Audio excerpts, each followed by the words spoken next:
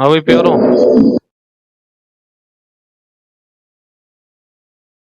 आ गए। आ जाओ।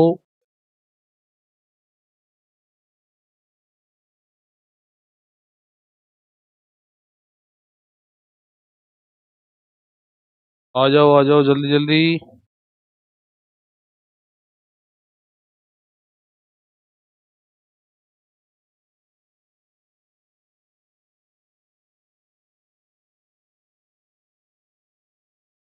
हाँ भाई।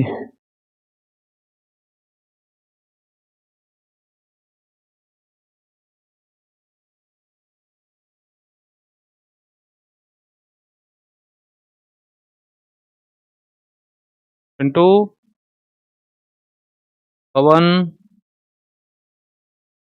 अनुराग, हर्ष, स्टार्ट करें, है ना? तो स्टार्ट करते हैं। कल और परसों 2 दिन क्लास नहीं हो पाई, मैं कहीं बाहर चला गया था। और कल आने का था पर नहीं आ पाया, है ना? रात को काफ़ी लेट हो गया था आने में। मैंने वीडियो डालने के लिए बोला था, पर इसलिए नहीं बना पाया, क्योंकि मैं लेट ही आया था, काफ़ी लेट आया था। ठीक है ना? तो कल के लिए और परसों के लिए सॉरी, है ना? आज और परसों से 1 दिन पहले, है ना, अपन ने किसकी बात की थी? ट्रांजिस्टर की। ट्रांजिस्टर अपन ने, है ना, थोड़ा बहुत पढ़ा था, ज़्यादा डिटेल नहीं पढ़ी थी। कॉमन एमीटर क्या होता है, कॉमन बेस क्या होता है, कॉमन कलेक्टर क्या होता है, तो 3 मोड बताए थे। उसके बाद आज आज कुछ थ्योरी पढ़ेंगे, है ना? लगभग खत्म ही कर देंगे थ्योरी को, तो थोड़ी बहुत बचेगी। उसके बाद कल से ट्रांजिस्टर के न्यूमेरिकल, और ट्रांजिस्टर न्यूमेरिकल में ट्रांजिस्टर वाइसिंग और ट्रांजिस्टर रीजन, क्योंकि ट्रांजिस्टर वाइसिंग के क्वेश्चन ही अपने ज़्यादा आते हैं आईआईटी में, है ना? और क्यू पॉइंट के भी आते हैं, बताएंगे क्यू पॉइंट क्या होता है, लोड लाइन क्या होती है, स्टेबिलिटी फैक्टर क्या होता है ना? तो थ्योरी इनकी बताएंगे। उसके बाद जो मेन क्वेश्चन आता है वो ट्रांजिस्टर वाइसिंग का ही आता है। तो ट्रांजिस्टर वाइसिंग और क्या कहते हैं ट्रांजिस्टर रीजन, इन दोनों को किस तरह हैंडल किया जाता है, इसके बारे में बात करेंगे। ठीक है, तो स्टार्ट करते हैं। तो आज देखें यहाँ पे क्या बता रहे हैं। करेक्टरिस्टिक कर्व, करेक्टरिस्टिक कर्व किसके? ट्रांजिस्टर के। डायोड का तो अपन ने देख लिया था, अब आज देखेंगे ट्रांजिस्टर के करेक्टरिस्टिक कर्व। ठीक है, तो अपन को कॉमन एमीटर ही ज्यादातर मिलता है, तो कॉमन एमीटर की बात करें, हालांकि कॉमन बेस की बात करेंगे।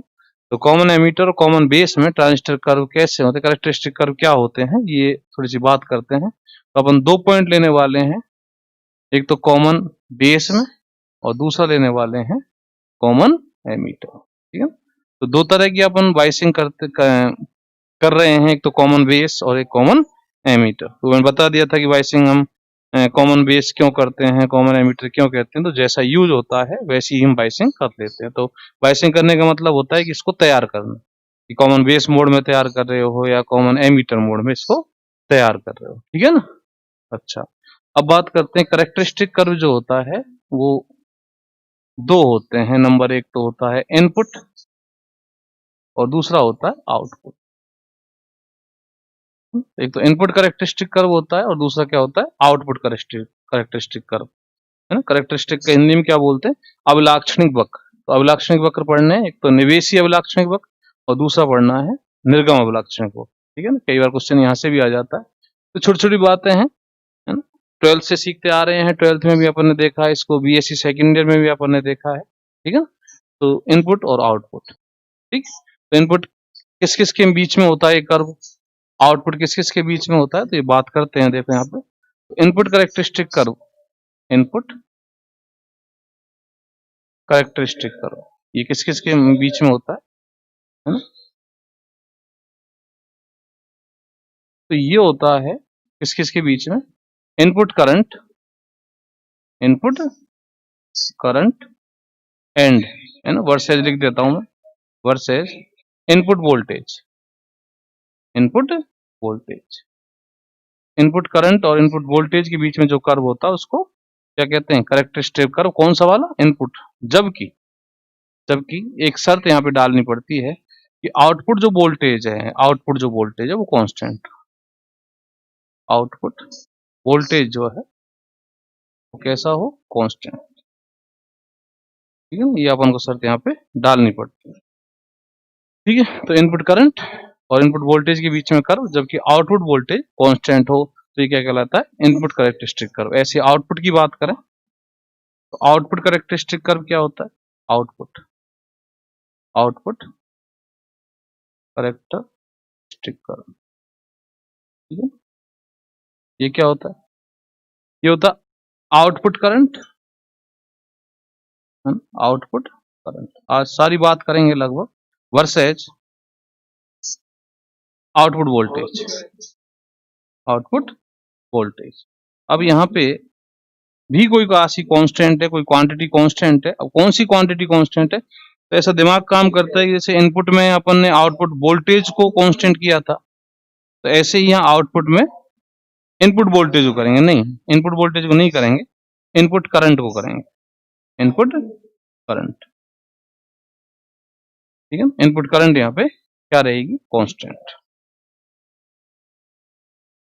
ओके, समझ गए। तो दो बातें, एक तो इनपुट कैरेक्टरिस्टिक कर्व क्या होता है, एक आउटपुट कैरेक्टरिस्टिक कर्व क्या होता है। तो इनपुट करंट और इनपुट वोल्टेज के बीच में कर्व, जबकि आउटपुट वोल्टेज कांस्टेंट है। आउटपुट करंट और आउटपुट वोल्टेज के बीच कर्व, जबकि इनपुट करंट कांस्टेंट।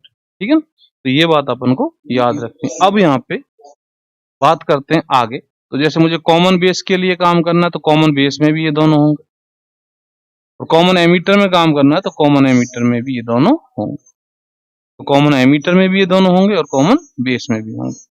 और सर जी अब ये तो ठीक है, तुमने बता दिया कि ऐसा है, ऐसा बना लेंगे, कर्व वगैरह बना लेंगे, लेकिन जरूरत क्या है इसकी, इसकी जरूरत क्या, तो जरूरत देखो, नाम क्या है इसका, कैरेक्टरिस्टिक का नाम क्या है इसका, कैरेक्टरिस्टिक मतलब अभिलाक्षणिक। अभिलाक्षणिक मतलब जो उसके लक्षणों को बताए, जो उसके लक्षणों को बताए, जो उसके करेक्टर को बताए, है ना। करेक्टर को बताने का मतलब साइंस की भाषा में कि कॉमन बेस में जब हम ट्रांजिस्टर को काम में ले रहे हैं, ट्रांजिस्टर बात कर रहा हूँ, है ना, ट्रांजिस्टर बोल रहा हूँ, एम्पलीफायर नहीं बोल रहा हूँ मैं। तो कॉमन बेस में हम जो ट्रांजिस्टर को काम में ले रहे हैं तो उसकी प्रॉपर्टीज क्या है, उसकी प्रॉपर्टीज क्या है, तो उस बात को कौन बताता है, ये दोनों कर्व बताते हैं, है ना। कॉमन एमीटर में हम ट्रांजिस्टर को काम में ले रहे हैं, है ना, कॉमन एमीटर में इसको तैयार कर लिया, फिर काम में ले रहे हैं, तो इसकी सारी प्रॉपर्टी कौन बताएंगे, दोनों कर्व ही बताएंगे। ठीक है, तो ये कैरेक्टरिस्टिक कर्व क्या करते हैं कि प्रॉपर्टीज बताते हैं ट्रांजिस्टर की, ट्रांजिस्टर ओनली ट्रांजिस्टर बोल रहा हूँ, ट्रांजिस्टर की प्रॉपर्टीज के बारे में बात करते हैं, उसके लक्षणों के बारे में बात करते हैं, उसके चरित्र के बारे में बात करते हैं, उसकी सारी बातें ये बताते हैं। ठीक है ना, इतना हम वोल्टेज कर दें तो करंट क्या हो जाएगी, ठीक है ना, इतना करंट कर दें तो वोल्टेज क्या हो जाएगी। ठीक है, तो ये सब हमें बताते हैं। अब बात आती है सर जी क्या हमें पता होता है पहले से कि कर्व ये है, हाँ बिल्कुल। ट्रांजिस्टर जब हम लेते हैं मार्केट से, तो यदि बढ़िया वाला ट्रांजिस्टर ले रहे हैं, ब्रांड का ट्रांजिस्टर ले रहे हैं ऐसा बोलूं मैं, ठीक है ना, तो वो कंपनी हमको ये कैरेक्टरिस्टिक कर्व प्रोवाइड कराती है ना। उस ट्रांजिस्टर के सारे डाटा हमको प्रोवाइड कराती है कि आप इतना वोल्टेज रखोगे इनपुट का तो इतनी इनपुट करंट हो जाएगी, आउटपुट वोल्टेज इतना रखोगे तो आउटपुट करंट इतनी हो जाएगी, डॉट डॉट डॉट सारी बातें अपन को बताते हैं। और किसके थ्रू बताते हैं, कर्व्स के थ्रू बताते हैं। ठीक है, अपन जब प्रैक्टिकल करते हैं सेकेंड ईयर में, है ना, तो सेकेंड ईयर फर्स्ट ईयर में जब प्रैक्टिकल करते हैं तो वहां पे अपन को ये कैरेक्टरिस्टिक कर्व बनाने होते हैं, है ना, तो वहां पे अपन सीख रहे होते हैं कैरेक्टरिस्टिक कर्व कैसे बनाते हैं। ठीक है, हालांकि अच्छा उस समय गौर नहीं करता कि इसका यूज क्या है, तो यूज ये है कि हमको पहले से प्रोवाइड होता है, पहले से ट्रांजिस्टर के साथ ये प्रोवाइड होता है कि भैया ये इसकी प्रॉपर्टीज है और इसको तुम काम में लो तो इन प्रॉपर्टीज का ध्यान रखना। ठीक है, तो ये बात है हमको कैरेक्टरिस्टिक कर्व सिखाते हैं। ओके, चलो तो पहले बात करता हूँ मैं कॉमन बेस में इनपुट कैरेक्टरिस्टिक कर्व क्या है, आउटपुट कैरेक्टरिस्टिक कर्व क्या है, करंट गेन क्या है ना, ये सब बातें अपन आज यहाँ करेंगे। ठीक है, कॉमन बेस में बात करते हैं। पहले कॉमन बेस एनपीएन ले रहा हूं, है ना, एनपीएन ट्रांजिस्टर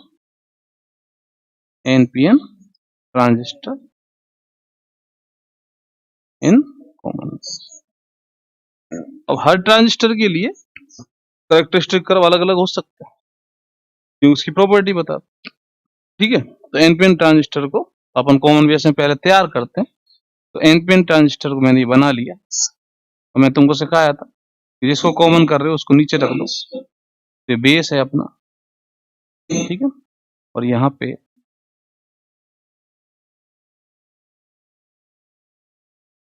ठीक है ना, ये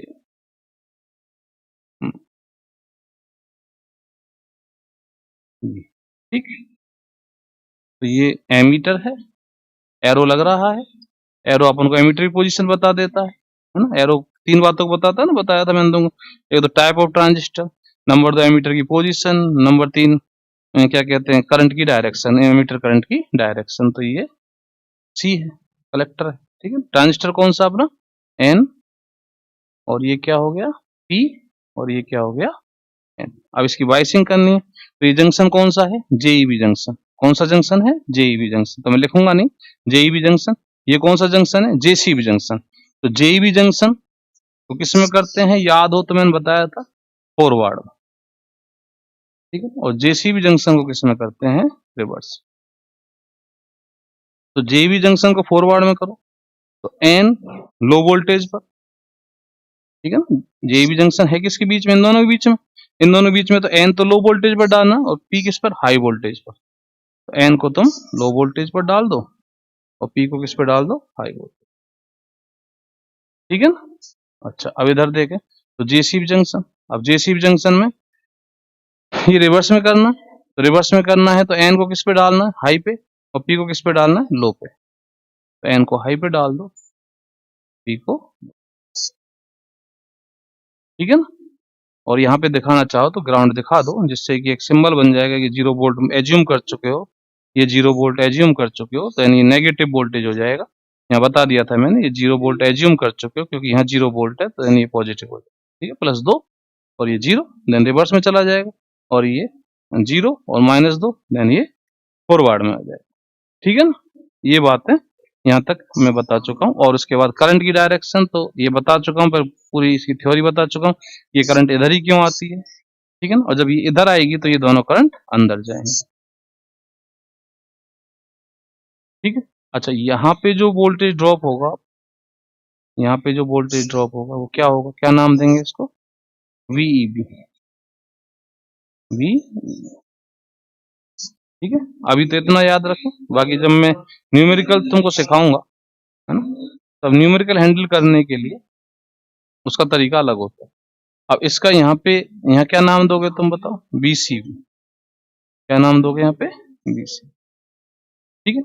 अब यहाँ पे देखें तो इनपुट करंट कौन है, मैंने बताया था ये टर्मिनल इनपुट होते हैं और ये टर्मिनल क्या होते हैं, आउटपुट होते हैं। तो ये 2 टर्मिनल इनपुट हैं और ये 2 टर्मिनल क्या है, आउटपुट, है ना। अपन ट्रांजिस्टर की बात कर रहे हैं, थोड़ा सा इस बात पे गौर कर लें, अपन एम्पलीफायर नहीं पढ़ रहे हैं, ठीक है, ट्रांजिस्टर की ही प्रॉपर्टी जान रहे हैं। तो इधर इनपुट टर्मिनल्स, इधर आउटपुट टर्मिनल्स। तो इनपुट टर्मिनल्स पे देखें तो इनपुट टर्मिनल्स पे ये वाली जो करंट, ये इनपुट करंट होगी, और ये जो वोल्टेज है ये इनपुट वोल्टेज हो गया। तो इनपुट करंट, इनपुट करंट क्या होगी, IE, और इनपुट वोल्टेज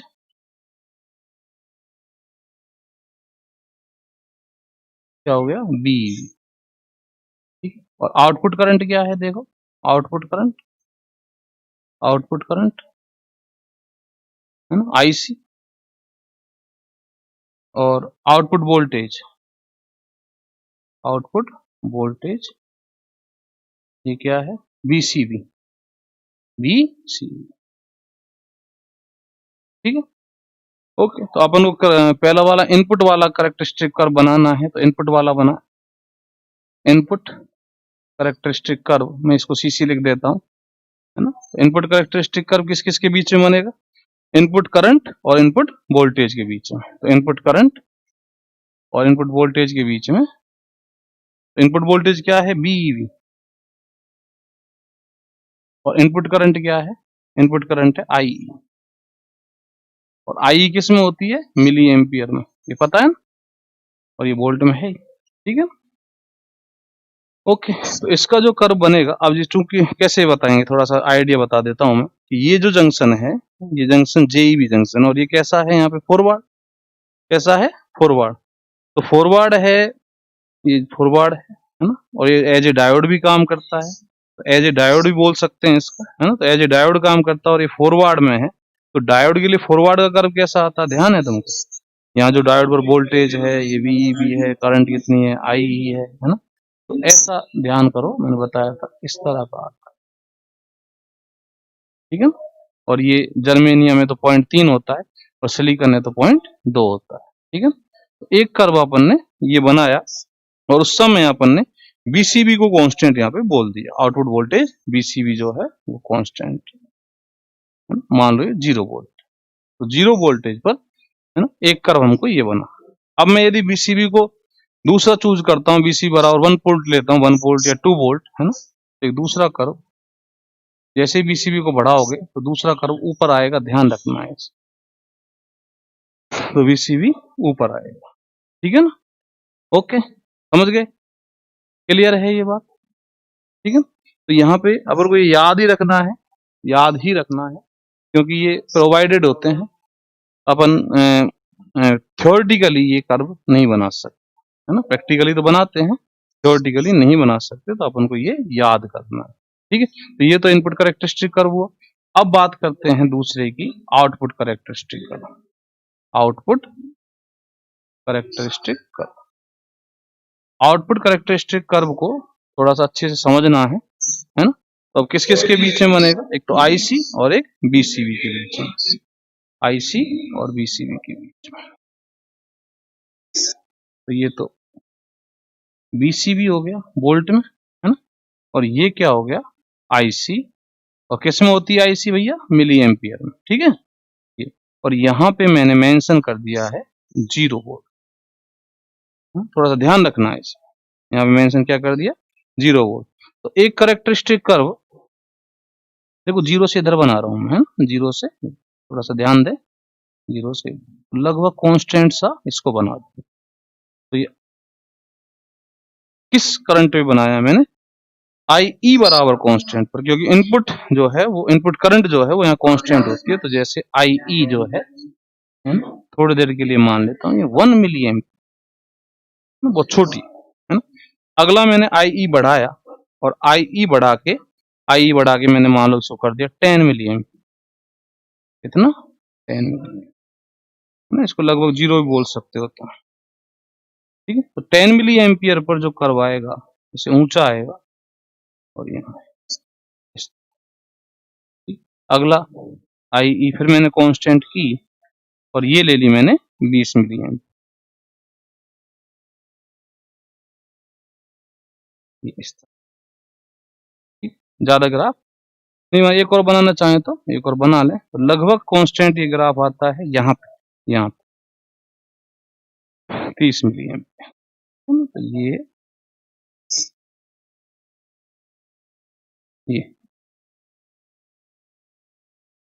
ठीक है, ओके, चलो क्लियर है यहाँ पे।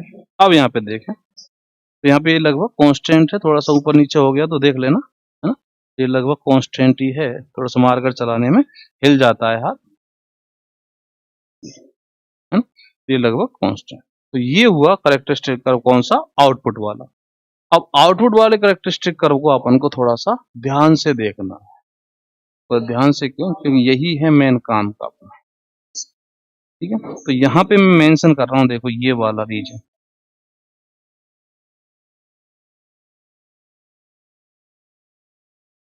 तो ये वाला रीजन होता है कट ऑफ रीजन, कौन सा, कट ऑफ, 0 से नीचे वाला, IE बराबर 0 से नीचे वाला क्या होता है, कट ऑफ रीजन, ठीक है। इधर वाला जो रीजन है ये वाला जो रीजन है ये क्या है, सैचुरेशन, ओके। अब बचा ये, है ना, तो ये वाला जो रीजन है, ये जो रीजन है, ये वाला रीजन, ये सारा है एक्टिव, कौन सा, एक्टिव, ठीक है ना। अब यहाँ पे देखें थोड़ा सा, सोचो कि I का मान 0 है, I का मान 0 है और BCB का मान पॉजिटिव, BCB का मान कैसा है, पॉजिटिव, देखो इधर इस रीजन में, और I का मान 0 से कम है, जीरो के लगभग बराबर है। तो IE लगभग जीरो है यहाँ पे, IE जीरो है। देखो यहाँ पे IE जीरो, यहाँ जीरो है। देन ये वाला जंक्शन रिवर्स में है या फॉरवर्ड में है?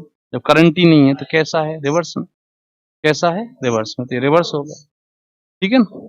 और BCB यहाँ पे कैसा है? पॉजिटिव। BCB कैसा है यहाँ पे? पॉजिटिव।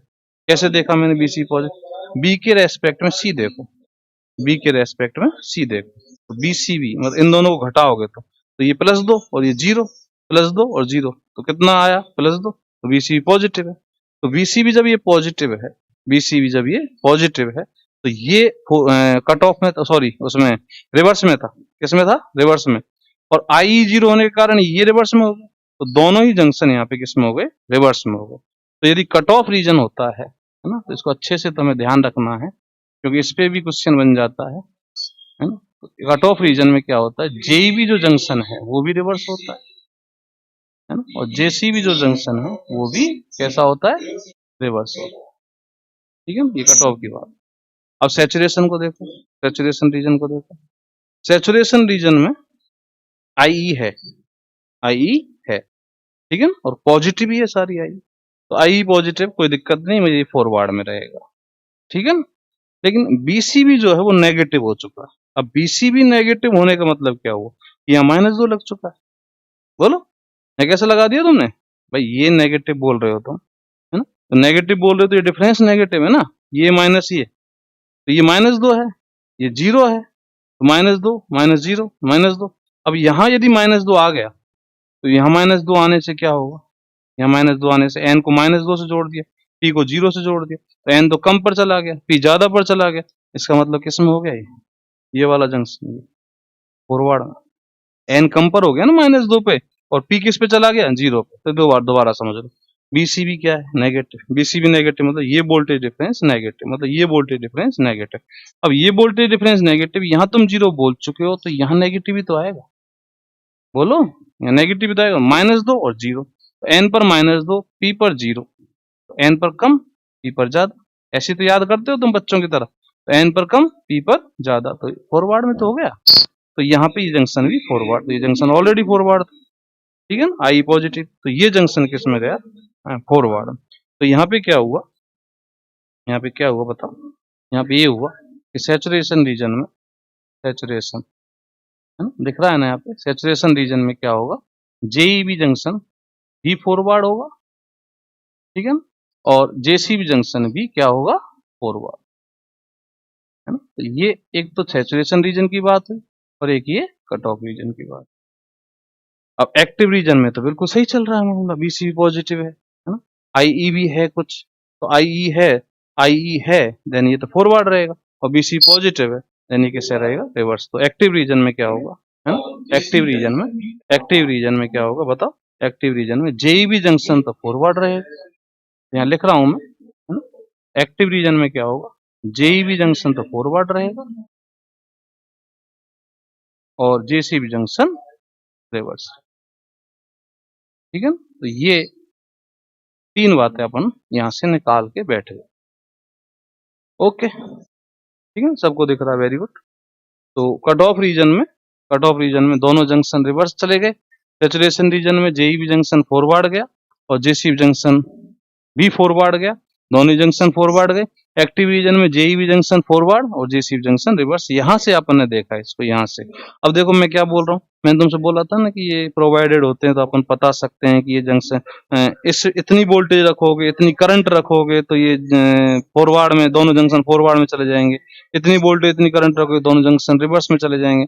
इतनी वोल्टेज, इतनी करंट रखोगे तो JEB एक्टिव में, JEB फॉरवर्ड में रहेगा, और JCB रिवर्स में। तो यहाँ से देख सकते हैं, बिल्कुल आसानी से देख सकते हैं। जैसे इस वैल्यू की बात करूं, यहाँ पे एक वैल्यू की बात करूं, तो यहाँ पे एक वैल्यू की बात करूं, यहाँ पे देखो, यहाँ पे मैं एक बात करूं, तो यहाँ पे मैं IE में इतना रख लूं, है ना, मेरे पास यदि ग्राफ मुझे पता है, और BCB इतना रख लूं, BCB इतना रख लूं, IB इतना रख लूं, है ना, ट्रांजिस्टर को हैंडल करने के लिए, ठीक है ना, और IC इतना रख लूं, IC इतना रख लूं, देन एक्टिव रीजन में रहेगा, है ना। तो यदि मुझे ग्राफ पहले से प्रोवाइडेड करा दे कंपनी, देन मैं आसानी से बता सकता हूँ IE इतनी रखो इसमें भैया, BCB इतनी रखो, है ना, IC इतनी रखो, है ना, ये मेरे हाथ में होते हैं सब, हैंड अपन कंट्रोल कर सकते हैं, ठीक है। तो अपन ट्रांजिस्टर को मन चाहे रीजन में भेज सकते हैं, जहां चाहे भेज सकते हैं, ठीक है। ओके, अब क्वेश्चन उठता है सर जी की ट्रांजिस्टर को किस रीजन में रखें, ट्रांजिस्टर को किस रीजन में रखें। तो भैया देखो, ट्रांजिस्टर को तुमने कट ऑफ में रखा तो क्या होगा, ट्रांजिस्टर को तुमने कट ऑफ में रखा तो दोनों जंक्शन किस में गए, रिवर्स में। दोनों जंक्शन किस में गए, रिवर्स में। तो ट्रांजिस्टर तो बोलेगा मैं तो धार करंट दूंगा ही नहीं, करंट दूंगा ही नहीं। और जो ट्रांजिस्टर करंट ही नहीं देगा तो इसका काम क्या है, कुछ नहीं, है ना। जो करंट नहीं होगी तो एम्पलीफिकेशन नहीं होगा, है ना, कोई भी काम नहीं हो पाएगा। तो आउटपुट में करंट आएगी नहीं, ठीक है, इनपुट में करंट होगी नहीं। तो कट ऑफ रीजन में तो बिल्कुल ही नहीं रख सकते, कट ऑफ रीजन में ट्रांजिस्टर स्विच ऑफ हो जाता है। क्या हो जाता है, स्विच ऑफ, ठीक है ना, ट्रांजिस्टर क्या हो जाएगा, switch off. Cut off region में ट्रांजिस्टर नहीं जाना चाहिए किसी भी हालत में, तो ट्रांजिस्टर बंद कर देगा, काम करना बंद कर देगा। अब बात करते हैं सैचुरेशन रीजन की। तो सैचुरेशन रीजन में क्या होगा सर, सैचुरेशन में तो बड़े मजेदार बातें हैं, है ना। सैचुरेशन देखो यहाँ पे, तो सैचुरेशन रीजन में ठीक है ट्रांजिस्टर बढ़िया काम करेगा, बढ़िया का मतलब अच्छी आउटपुट देगा, आईसी की मान खूब आ रही है यहाँ पे, आईसी की मान खूब आ रही है, ठीक है। लेकिन उतनी आईसी एक्टिव में भी तो आ रही है, देखो तो सही, है ना, लगभग उतनी है। यहाँ आईसी देखा और यहाँ आईसी देखा तो लगभग सेम सी, ठीक है। आई भी ठीक है ना, बीसी भी पॉजिटिव कर देंगे, बीसी भी पॉजिटिव कर देंगे। तो सैचुरेशन रीजन में प्रॉब्लम क्या है, सैचुरेशन में ग्राफ देखो तो, है ना, तो ये जो ग्राफ आते हैं, ये जो कर्व आ रहे हैं यहाँ पे, ये डिस्टॉर्शन के कारण, किसके कारण आ रहे हैं, डिस्टॉर्शन। डिस्टॉर्शन मतलब नॉइज जो आता है, फालतू की जो बकवास जो वोल्टेज आती है ना, जो हम नहीं लेना चाहते, जो हम नहीं लेना चाहते, इसको हिंदी में रब भी कहते हैं, रब, रब नॉइज, है ना। तो नॉइज भी यहाँ पे आती है, डिस्टॉर्शन आता है। डिस्टॉर्शन आने से आउटपुट जो आती है वो इनपुट जैसी नहीं होती। इनपुट जैसी नहीं होने का मतलब क्या है, इनपुट तुमने यदि साइनसोइडल दी है, यदि इनपुट कैसी दी है, साइनसोइडल, है ना। इनपुट कौन सी इनपुट, कौन सी इनपुट, ये आई की बात नहीं कर रहा हूं मैं, अब थोड़ा सुनना ध्यान से, है ना। अब मैं आई की बात नहीं कर रहा हूँ, अब मैं आई की बात नहीं कर रहा हूँ, अब मैं इनपुट की बात कर रहा हूँ। यहाँ जो तुम इनपुट लगाओगे, बोलो सर जी अब भी इनपुट लगाओगे, हाँ बिल्कुल, ये तुमने तैयार किया है बस ट्रांजिस्टर, ये तो तुमने ट्रांजिस्टर को तैयार किया है कॉमन बेस में, ठीक है, उसकी प्रॉपर्टीज हैं, ठीक है। अब यदि तुम यहाँ पे इनपुट को चेंज करोगे, इनपुट चेंज करने का मतलब यहाँ पे इनपुट लगाओगे, बोलो कौन सी इनपुट लगाओगे सर जी, इनपुट में वो लगाऊंगा जिसको मुझे एम्पलीफाई करवाना है या जिसके साथ मुझे कुछ करना है, ठीक है ना। तो इनपुट लगाऊंगा मैं यहाँ पे, तो जो इनपुट लगाऊंगा तो इनपुट से क्या होगा, जैसी तुमने इनपुट लगाई है वैसी तुमको आउटपुट नहीं मिलेगी, ठीक है। कहाँ, सैचुरेशन रीजन। इनपुट यदि तुमने साइनसोइडल लगा दी, इनपुट एसी इनपुट लगाते हैं अपन, है ना, क्योंकि ट्रांजिस्टर जो होता है, ध्यान सुनना मेरी बातों को, यहाँ पे जो काम हुआ है ये डीसी एनालिसिस चल रहा है, एसी एनालिसिस नहीं चल रहा है। ये ट्रांजिस्टर की अपन प्रॉपर्टीज ही जान रहे हैं, एम्पलीफायर नहीं पढ़ रहे हैं, एसी नहीं लगाया है, केवल डीसी सोर्सेज ही लगाए हैं, डीसी एनालिसिस ही चल रहा है, एसी नहीं चल रहा है, ठीक है ना। अब मैं क्या कह रहा हूँ कि यदि अभी तुमने तैयार कर लिया, तुम्हारे पास ये इसकी प्रॉपर्टी है, सारी प्रॉपर्टी तुम्हारे पास पता है। अब तुमने क्या किया, तुमने क्या किया, इसको ट्रांजिस्टर को मान लो एक्टिव रीजन में तैयार कर दिया। बोले सर जी मैंने एक्टिव रीजन में तैयार कर दिया, इतनी बीसी भी रख ली, इतनी आईसी रख ली, इतनी आई रख ली, तो सर जी मेरा ट्रांजिस्टर तैयार। ठीक, अब जैसे ही यहाँ तुम इनपुट लगाओगे, इनपुट लगाते ही, है ना, इनपुट क्यों लगा रहा हूँ सर, इनपुट इसलिए लगा रहा हूँ मैं वो इनपुट लगाऊंगा यहाँ पे जिसको मैं एम्पलीफाई कराना चाहता हूँ, ठीक है। तो मैंने इनपुट लगाया, इनपुट लगाने से आई चेंज होगी, आई चेंज होने से आईसी चेंज होगी, आई चेंज होने से आईसी चेंज होगी। अभी तो लोड भी नहीं लगाया मैं, लोड भी तो लगाऊंगा मैं, ठीक है ना। तो आईसी भी चेंज हो, आईसी चेंज हो के मान लो ऐसा हो गया कि आई इतनी चेंज हो गई, आईसी इतनी चेंज हो गई, ट्रांजिस्टर यहाँ बोलने लग गया, ट्रांजिस्टर क्या बोलने लग गया, यहाँ बोलने लग गया, यहाँ पे आ गया, ठीक है। उसका जो आईसी और आई इस तरह चेंज हो गई, ट्रांजिस्टर यहाँ आ गया। अब यहाँ आ गया ट्रांजिस्टर, तो ट्रांजिस्टर यहाँ सैचुरेशन में आ गया। अब सैचुरेशन में आ गया तो सैचुरेशन में आते हैं डिस्टॉर्शन। अब डिस्टॉर्शन का मतलब क्या है, डिस्टॉर्शन का मतलब कि जिस तरह की तुम एसी लगा रहे हो सेम उस तरह की आउटपुट नहीं मिलेगी तुमको, उससे अलग मिलेगी, है ना। तुमने साइनोसॉइडल लगाई तो साइनोसॉइडल जैसी ही मिलेगी, लेकिन उसमें गड़बड़ सड़बड़ आएगा, है ना, एग्जैक्ट साइनोसॉइडल ग्राफ नहीं आएगा, ठीक है ना। ओके, बोल सर जी इससे दिक्कत क्या, आने दो, इससे दिक्कत क्या है, आने दो। तो उसको एक एग्जाम्पल के रूप में सुनो, मैं बताता हूँ तुमको एक एग्जाम्पल, ठीक है। अपन लाउड स्पीकर में बोलते हैं, है ना, तो लाउड स्पीकर बोलते हैं ना ऐसे हेलो हेलो, और माँ नेताजी वेताजी जो बोलते हैं ऐसे बोलते हैं, ठीक है। तो लाउड स्पीकर क्या करता है, वो जो क्या कहते हैं, माइक कहते हैं, हाँ माइक। तो माइक क्या करता है, माइक अपने इस साउंड के सिग्नल को, यहाँ से साउंड निकल रही है उसकी सिग्नल को इलेक्ट्रिक सिग्नल में कन्वर्ट कर देता है, और ये इलेक्ट्रिक सिग्नल वायर से होते हुए किस में जाता है, एक डब्बे में जाता है। और उस डब्बे में क्या होता है, उस डब्बे में होता है एम्पलीफायर। उस डब्बे में क्या होता है, एम्पलीफायर, ठीक है। तो यहाँ पे जो ये एम्पलीफायर होता है, ये वाला, ठीक है। तो यहाँ पे जो मैंने साउंड भेजा है ना इलेक्ट्रिक सिग्नल के रूप में, वो रहा मेरा इनपुट सिग्नल, ये है मेरा इनपुट सिग्नल, ठीक है। अभी फिर वो जो डब्बा है, वो जो एम्पलीफायर, वो क्या करेगा, वो उस इलेक्ट्रिक सिग्नल को बढ़ा के, उस इलेक्ट्रिक सिग्नल को बढ़ा के कहाँ भेजेगा, लाउड स्पीकर के पास, लाउड स्पीकर। और वो लाउड स्पीकर कौन होता है, यहाँ पे जो लोड लगता है ना, आरएल, जो लोड यहाँ पे हम आरएल लगाते, वो होता है वो आरएल, वो जो लाउड स्पीकर होता है, ठीक है ना। तो मैंने बोला किसमें, माइक में, तो माइक ने क्या किया, साउंड सिग्नल को इलेक्ट्रिक सिग्नल में कन्वर्ट किया।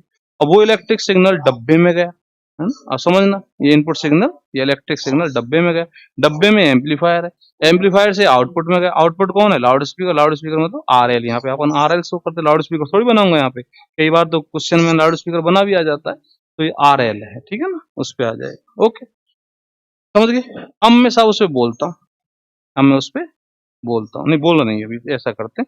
अब मैंने साहब ठीक है, माइक लिया हाथ में, hello hello mic testing, number 1 2 3, 1 2 3 check करके मैंने देखा कि मैं जैसा बोल रहा हूँ वैसी आवाज यहाँ पे आ रही है ना। जैसे मैंने कुछ भी बोला, ए बोला, ए ही मुझको यहाँ पे सुनाई दे रहा है ना।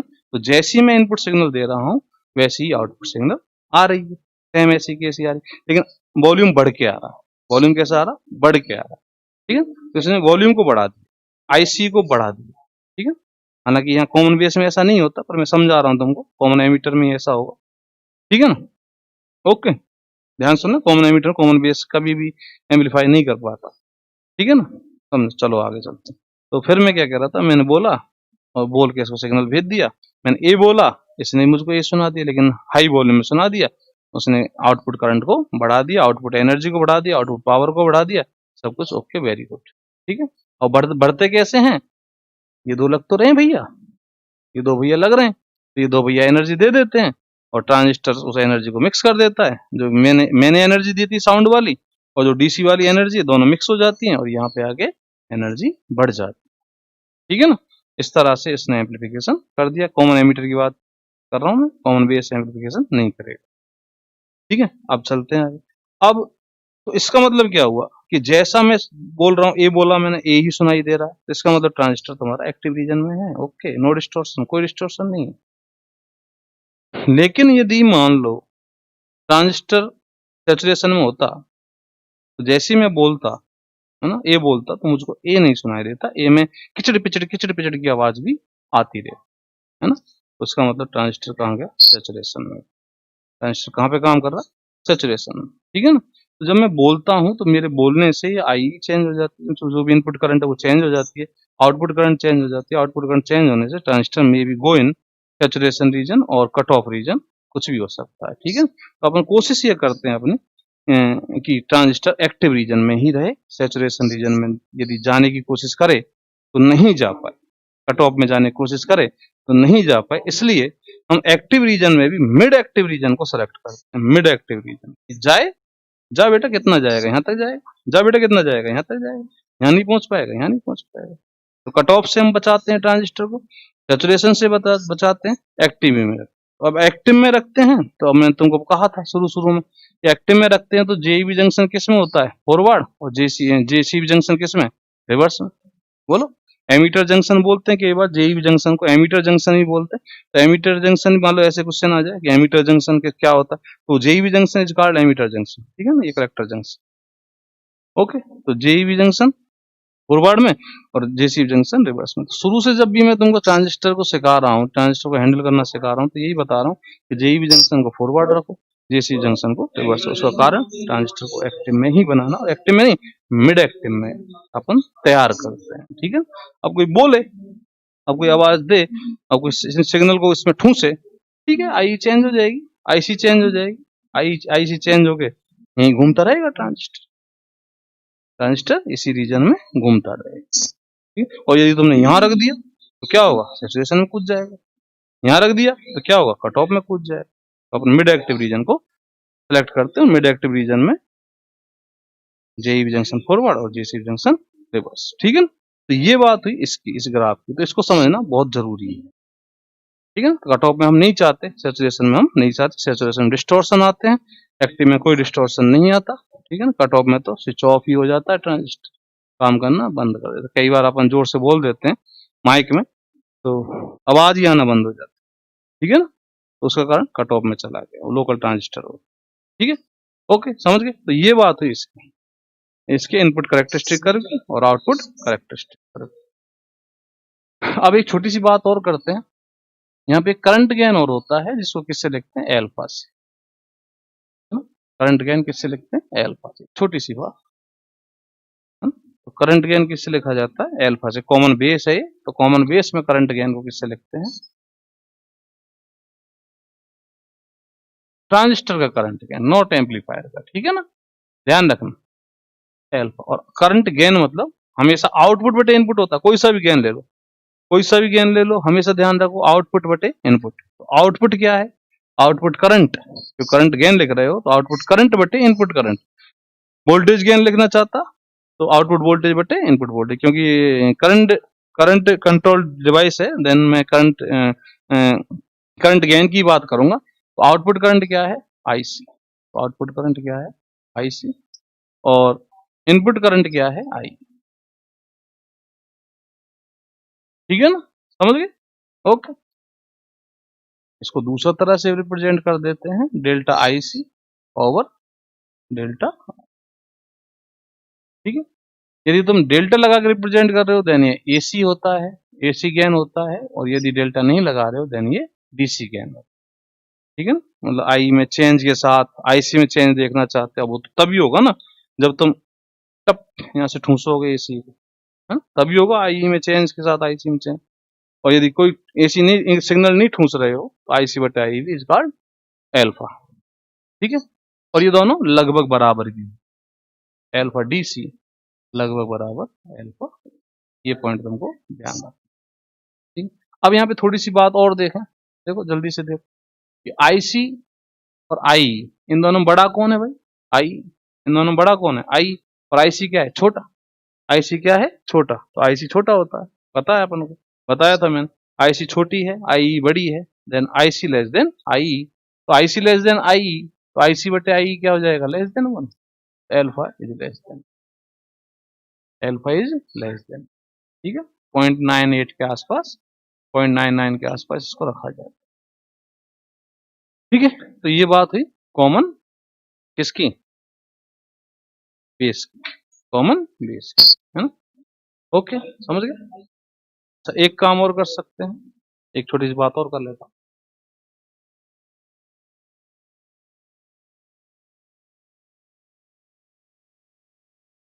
तो मिटा देता हूँ, है ना? ये समझ गए होंगे तो।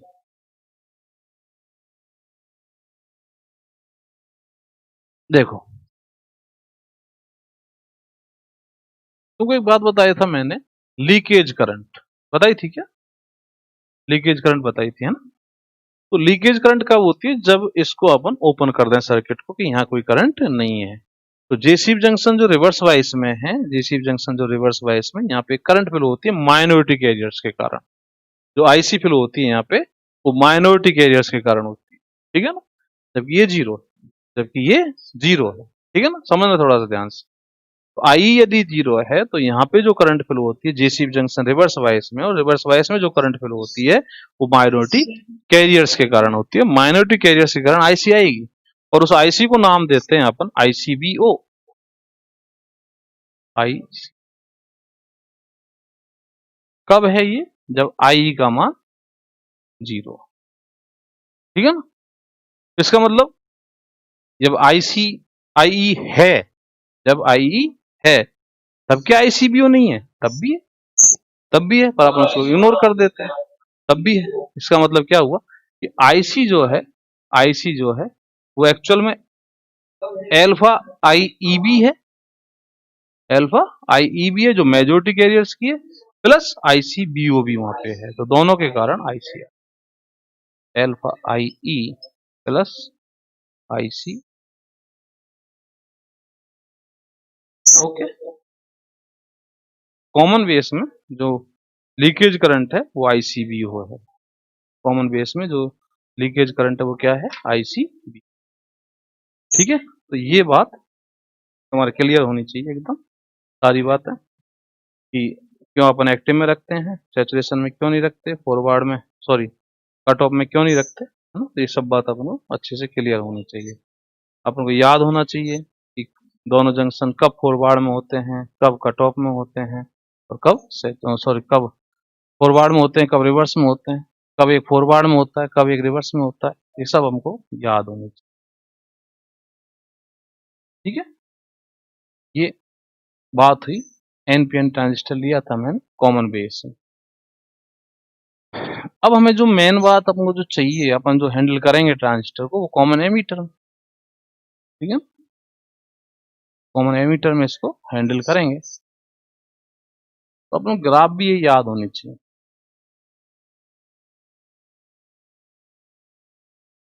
ठीक है, अब कॉमन एमीटर में कैसे हैंडल करेंगे, कॉमन एमीटर में क्या होगा देखो। कॉमन एमीटर में क्या होगा,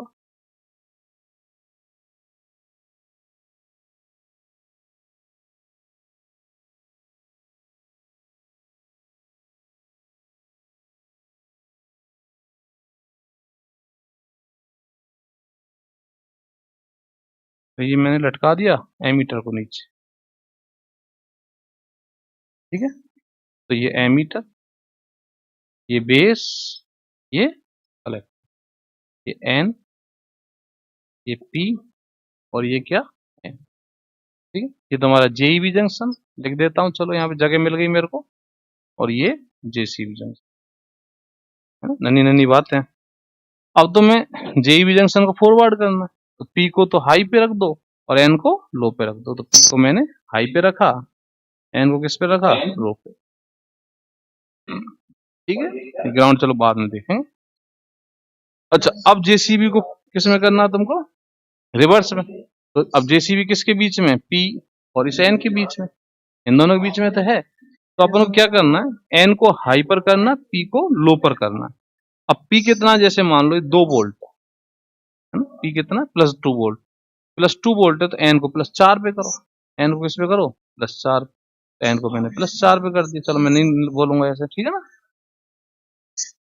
बोलो। तो N हाई पर हो गया ना, नहीं समझे, N हाई पर करना है ना, N हाई पर हो गया +4, P लो पर हो गया +2।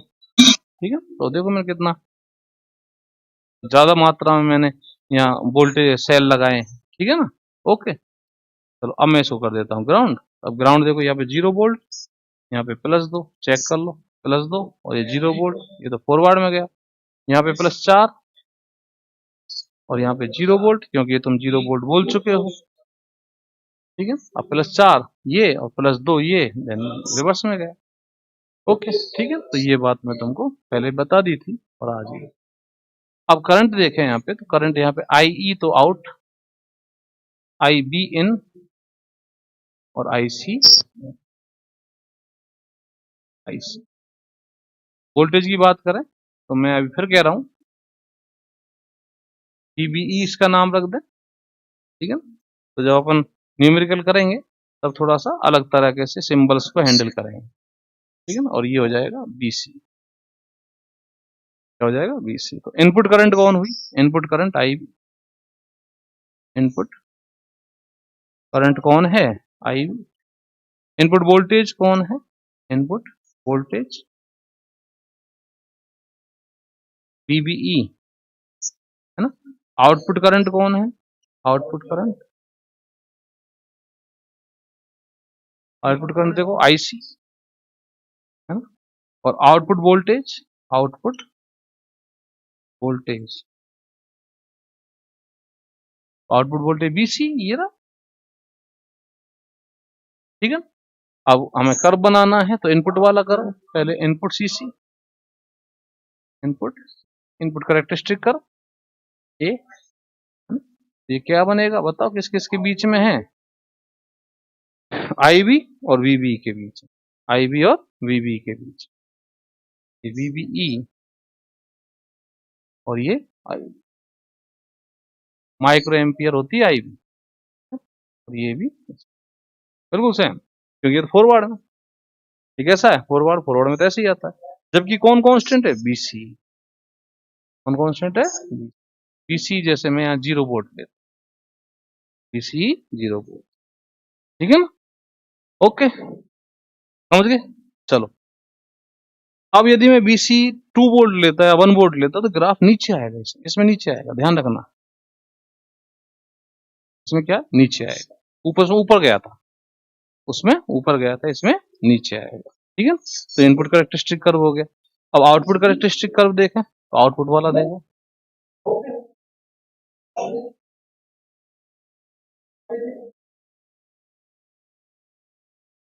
आउटपुट किस किस के बीच में होगा भाई, बोलो, आउटपुट होगा, आउटपुट करंट आईसी और output voltage VC, IC milli ampere में और वीसी वोल्ट, ठीक है। और ग्राफ यहीं से चालू कर दो, 0 से ही चालू कर दो, थोड़ा सा उठते हुए, ठीक है ना, ऐसे,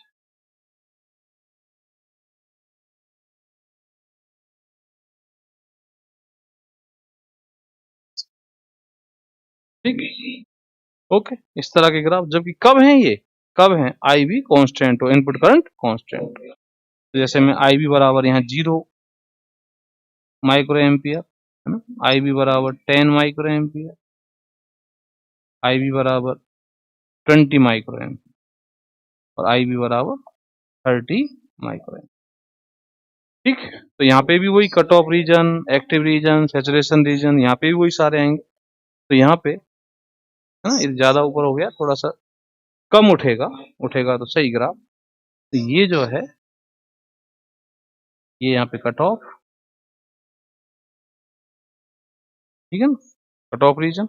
अब सैचुरेशन कैसे बनाओगे, सैचुरेशन के लिए एक वोल्टेज यहाँ पे बीसी सैचुरेशन होती है, यहाँ पे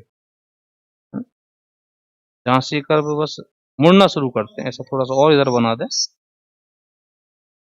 ज्यादा हो गया, यहाँ ले लें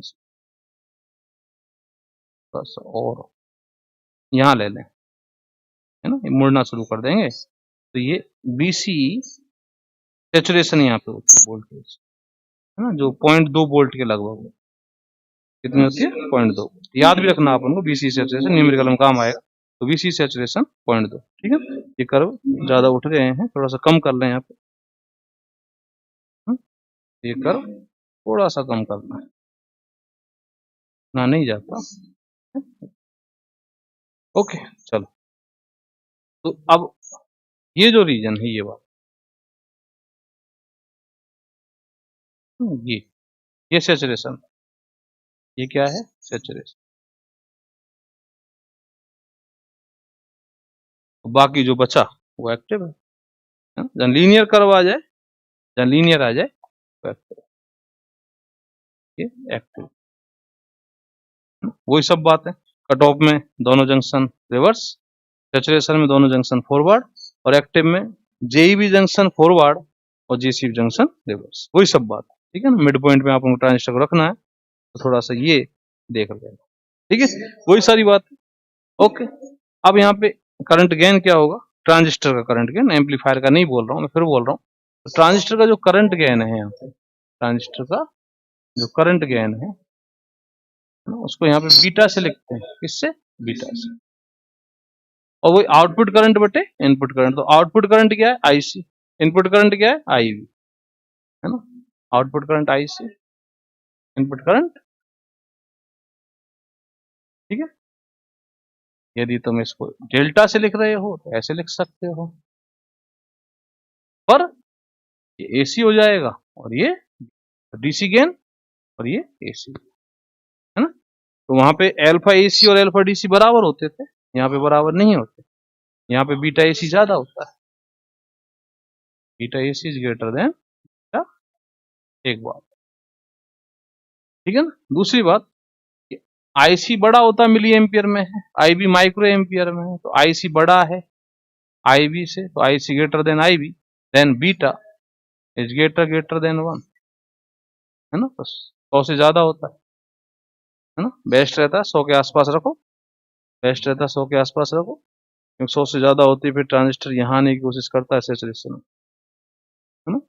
100 के आसपास ही रख लें इसको, ठीक है। तो एक से बड़ा, एक से बड़ा, है ना। तो जनरली ये 40 से 400 तक भी हो जाता है, पर 400 पे तो फिर ये सैचुरेशन में आ जाएगा, है ना। तो 100 के आसपास रख लें, तो 100 के आसपास ये माने कि तुम 70 से लेके 110 तक तुम इसको रख सकते हो, ठीक है ना। उसमें एक्टिव रीजन में ये बना रहेगा। तो बीटा हाई नहीं होना चाहिए, बीटा ज्यादा हाई नहीं होना चाहिए। हालांकि करंट गेन तो अच्छा मिलेगा, करंट तो अच्छी मिलेगी, लेकिन दिक्कत हो जाएगी ना। क्या दिक्कत हो जाएगी? सैचुरेशन में आ जाएगा, सैचुरेशन में तो फिर ये डिस्टॉर्शन देगा, डिस्टॉर्शन अपन को नहीं चाहिए, ठीक है ना। तो ये बात हुई कैरेक्टरिस्टिक कर्व की। एक बात और, यहाँ पे भी वही बात करें कि आईसी जो लीकेज करंट है, इसको मैं मिटा देता हूँ, है ना। तो जो लीकेज करंट है,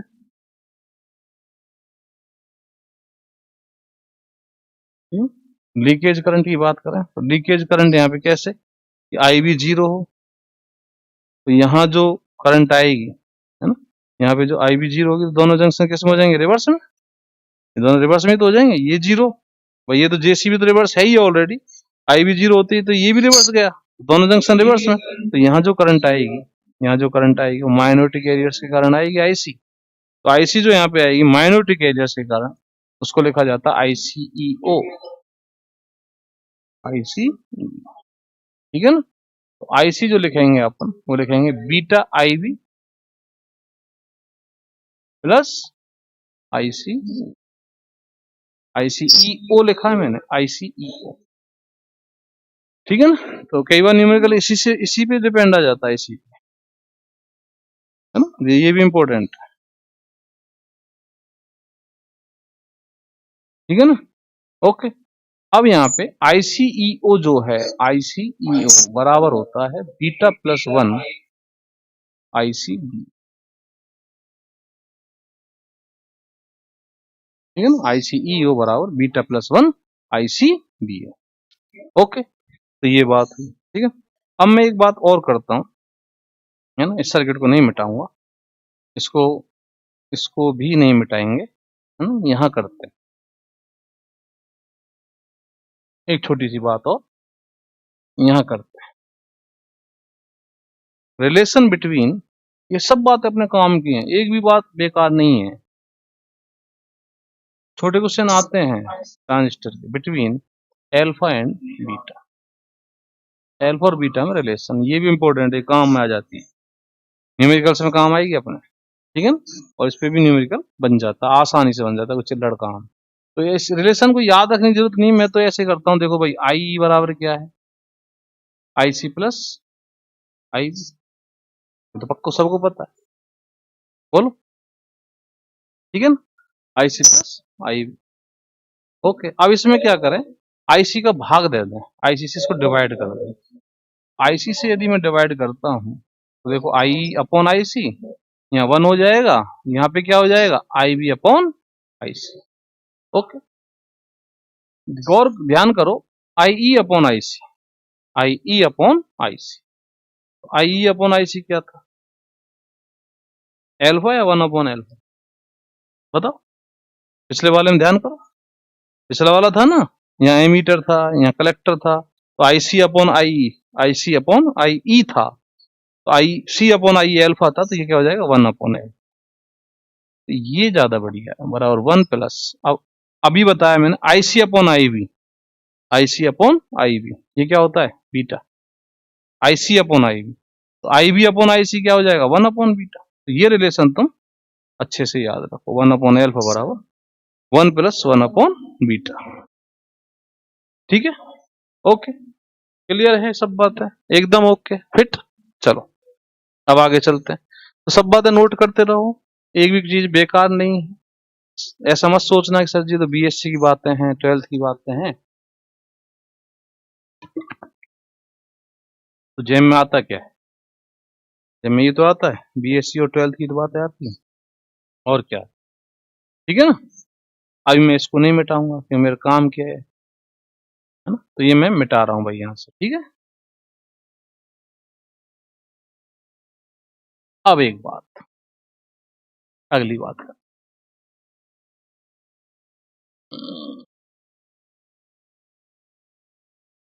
ठीक है, एक महत्वपूर्ण बात, अब अपना महत्वपूर्ण बहुत ज्यादा इंपॉर्टेंट पॉइंट है ना, दो हैं ये इंपॉर्टेंट पॉइंट, दो हैं, इनकी बात करते हैं। लेकिन उससे पहले मैं इस मार्कर को दारू पिला दूं, है ना।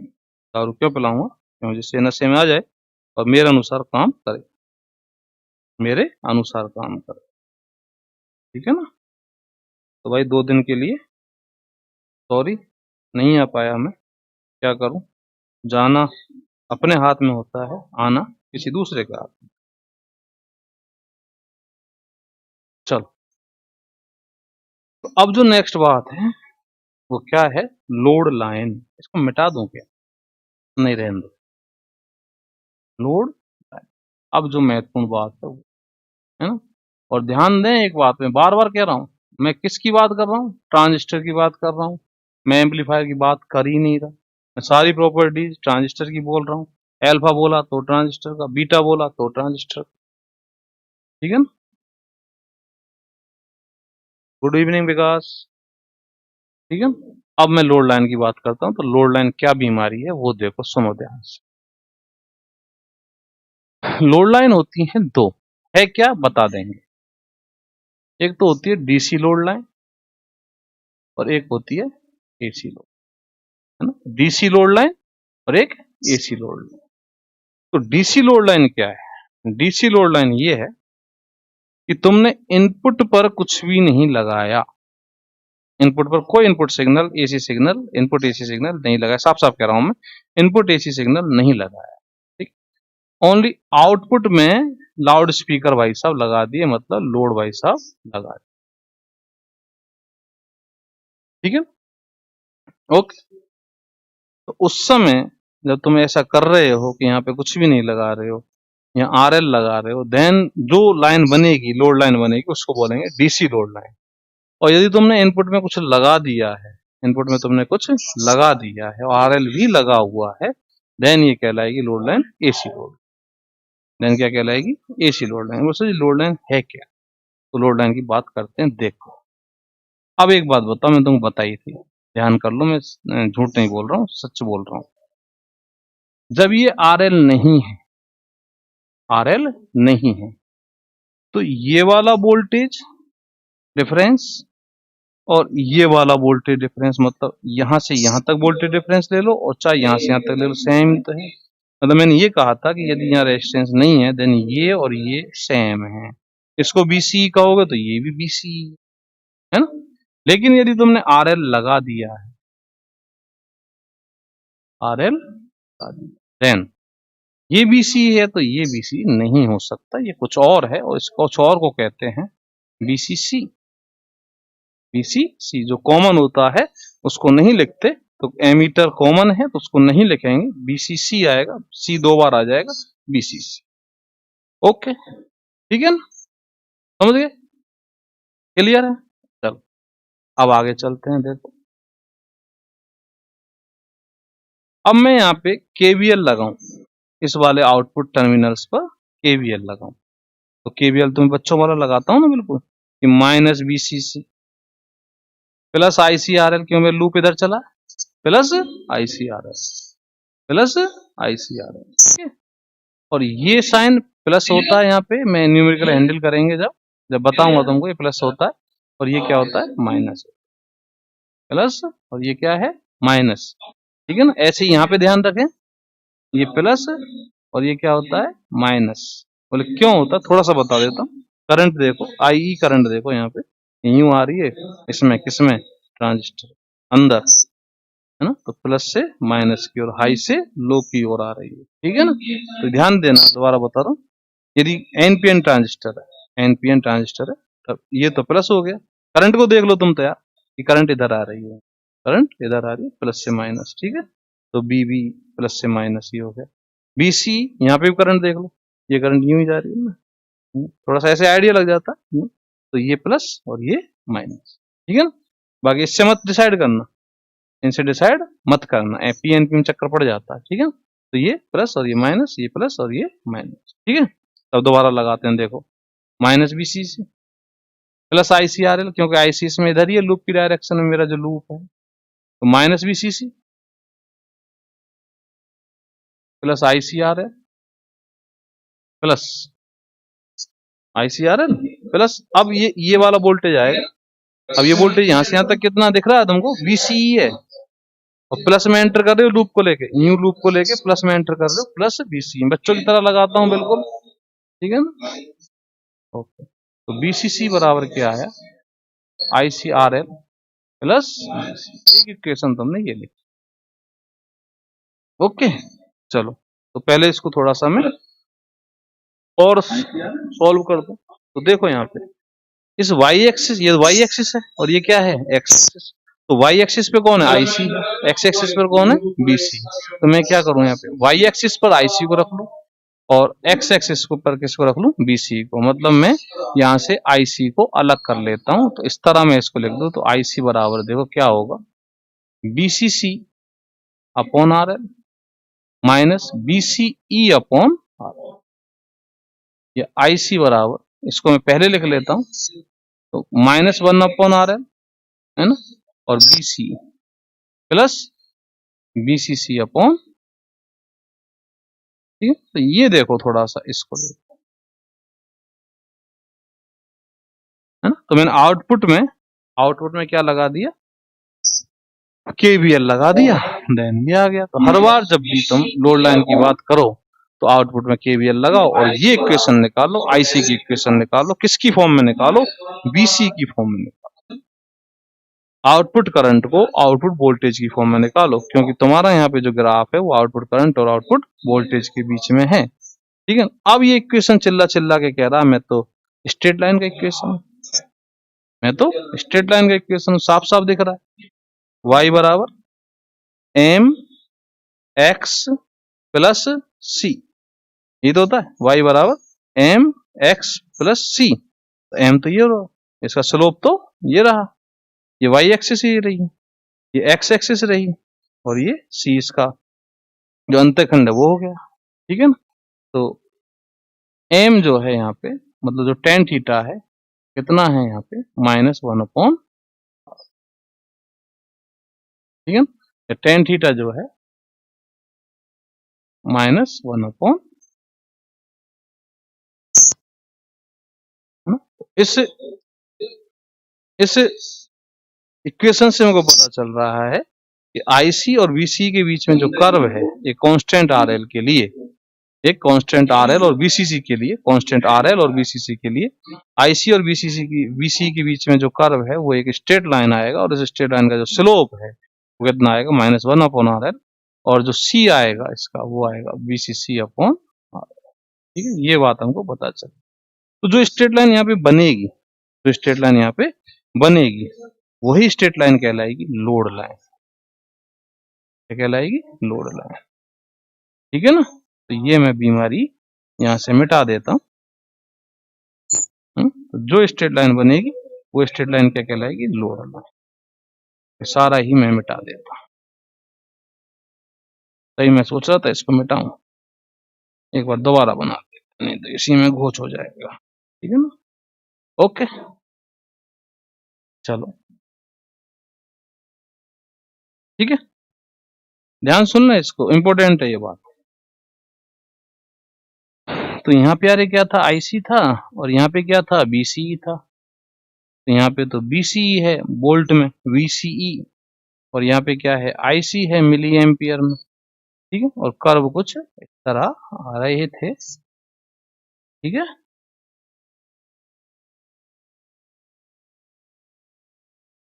एक और बनाऊंगा, और सैचुरेशन रीजन जहां से कर्व मुड़ना शुरू कर देते हैं वहीं से सैचुरेशन रीजन। तो बीसी सैचुरेशन जो 0.2 के लगभग होता है, ठीक है। ओके, ठीक है।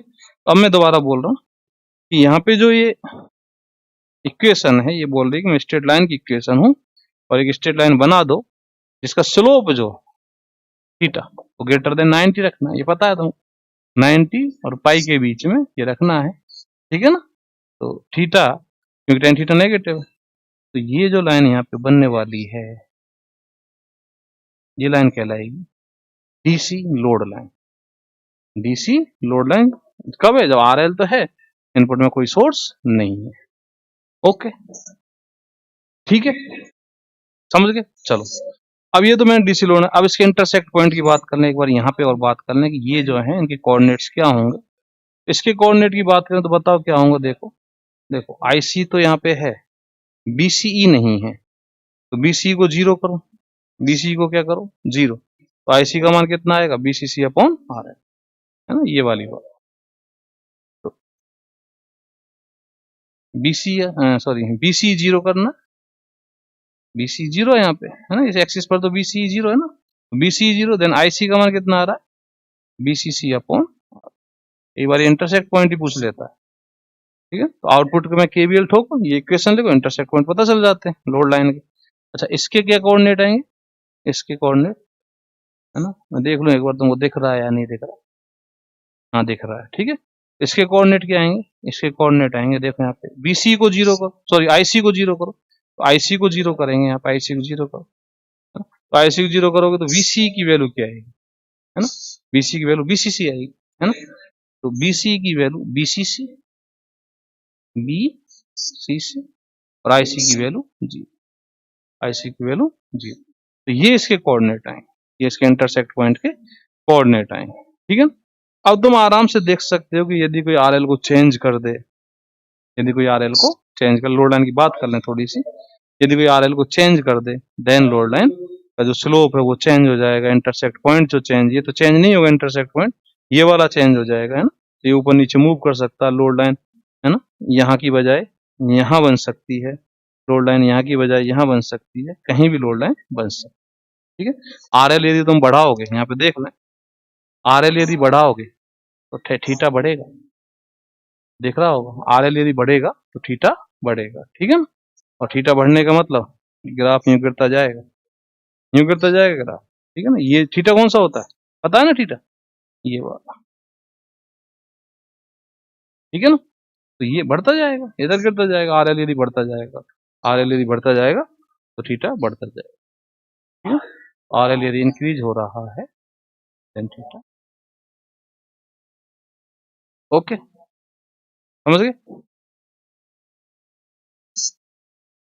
ठीक है ना, तो ये ग्राफ नीचे की ओर गिरता जाएगा। तो यदि कोई आरएल को चेंज कर देता है ना, बीसीसी को चेंज कर देता है, चलो बीसीसी को छेड़ता नहीं है, आरएल मतलब लोड पर, लोड जो लाउड स्पीकर को चेंज कर दे, नया लिया यार तो खराब हो गया लाउड स्पीकर, दूसरा लगा लो, तो लोड लाइन शिफ्ट हो जाएगी, लोड लाइन शिफ्ट हो जाएगी।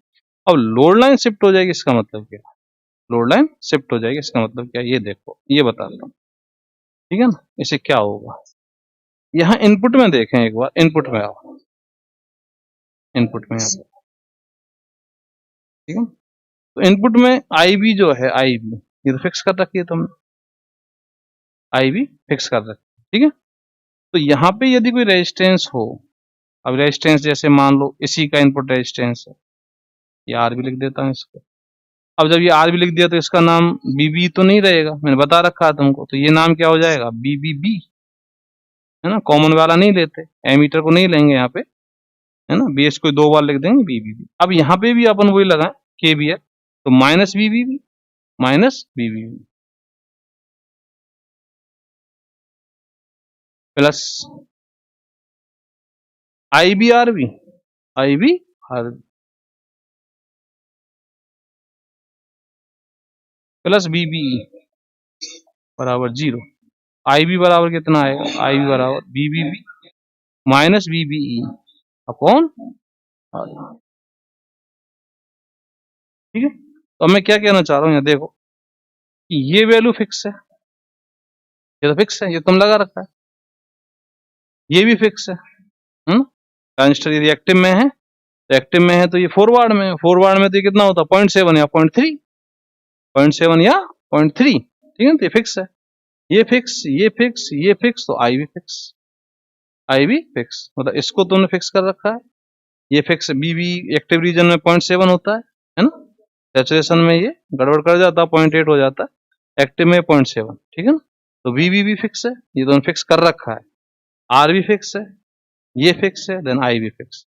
तो उस समय आई भी यहाँ पे फिक्स है। तो आई भी यदि तुम्हारे ट्रांजिस्टर में इतनी जा रही है, हालांकि डिपेंड ऑन बी है, तो आई भी तुम्हारी ट्रांजिस्टर में इतनी जा रही है, तो इस आई बी पर कोई ना कोई सा तो ग्राफ फॉलो करेगा ना।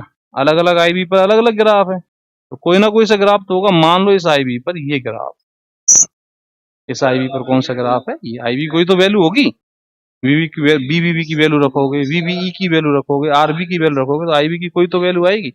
आईबी की जो वैल्यू आएगी उस वैल्यू पर जो ग्राफ, और ये जो लोड लाइन, ये जो लोड लाइन है, इनका जो इंटरसेक्ट पॉइंट है ये वाला,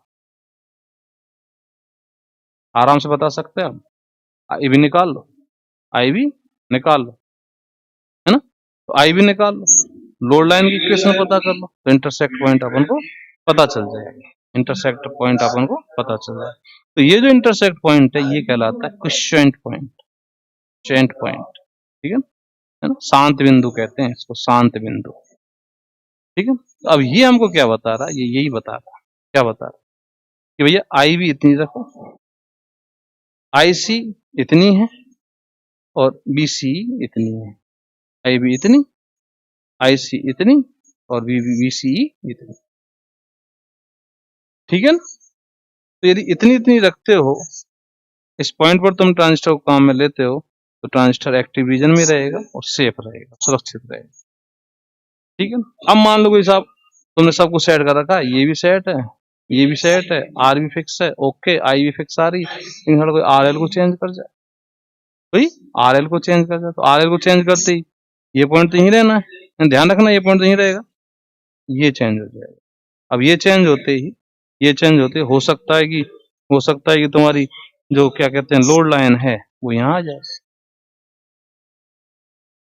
और इस तरह आ गई तो इंटरसेक्ट पॉइंट ये बन जाएगा, इंटरसेक्ट ये पॉइंट ये बन जाएगा। इसका मतलब अब तुम्हारा ट्रांजिस्टर सैचुरेशन में गया, ठीक है ना। तो ट्रांजिस्टर कौन से रीजन में रहना है इस बात को डिसाइड करता है क्वेश्चन पॉइंट, और वो कहाँ से पता चलता है, लोड लाइन से। तो जब तक लोड लाइन की इक्वेशन नहीं पता है, जब तक लोड लाइन की इक्वेशन नहीं पता है, तब तक तुम डिसाइड नहीं कर सकते कि ट्रांजिस्टर किस रीजन में काम कर, ठीक है ना। तो आईसी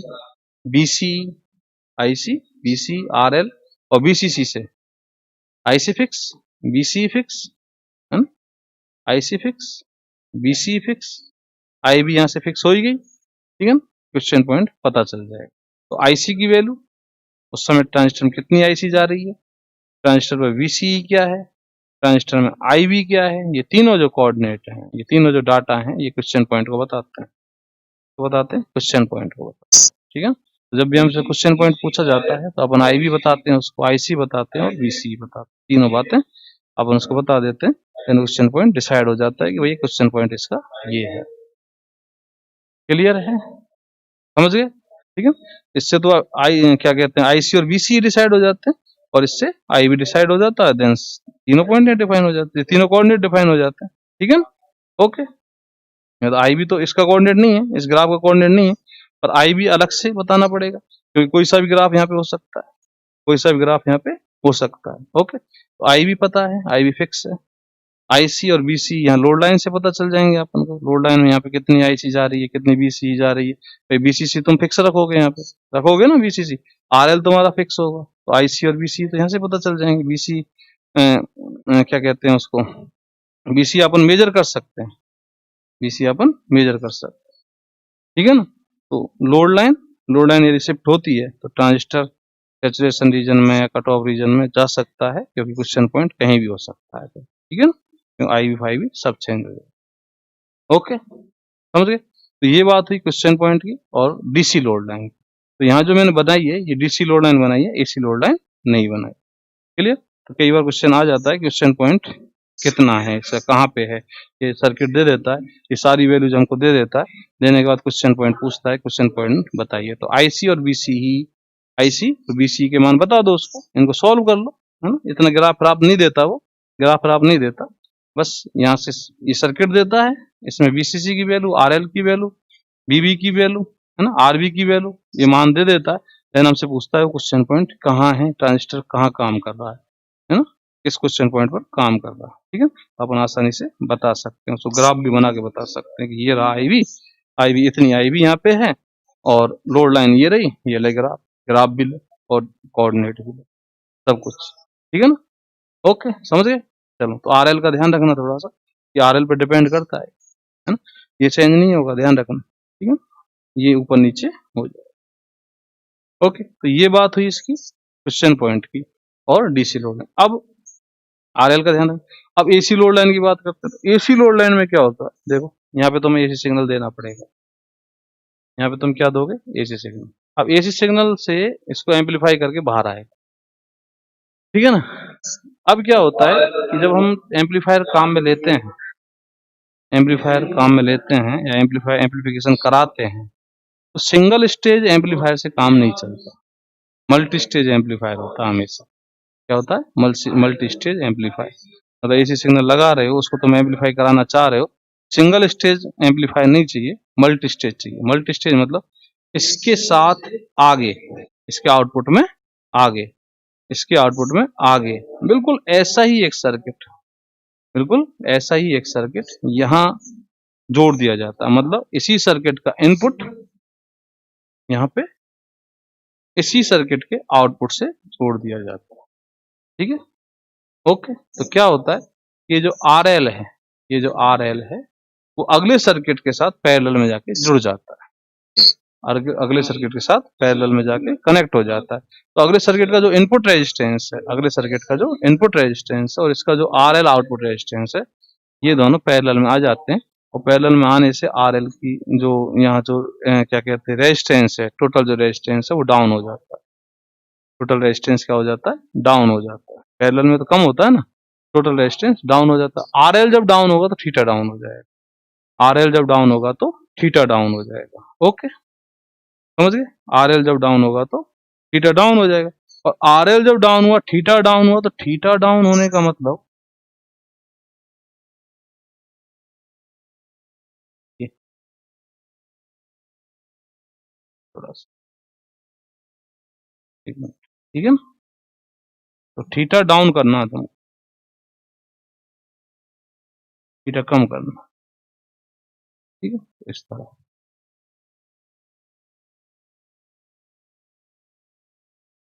तो ये जो लाइन बनी है ये कहलाती है एसी लोड लाइन।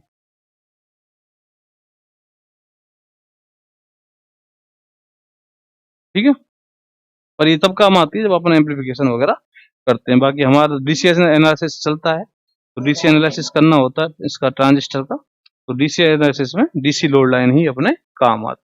ठीक है, तो यहाँ पे मैंने एक बात जो सिखाई तुमको, क्वेश्चन पॉइंट निकालना है, तो इसलिए आईवी भी तुमको पता होना चाहिए, आईसी और वीसी पता होना चाहिए। उसके लिए क्या करना, केवीएल लगाना इनपुट आउटपुट में, और सारी वैल्यूज तुमको पता चल जाती है। ठीक है, बीटा गिवन होता है, बीटा गिवन होता है, तो उससे भी आसानी यहाँ पे हो जाती है। ठीक है, तो ये बात हुई ट्रांजिस्टर के कैरेक्टरिस्टिक कर्व की, लोड लाइन की, AC load line, DC load line. ठीक है, तो यहाँ तक ये बात कंप्लीट हो चुकी है थियोरेटिकली।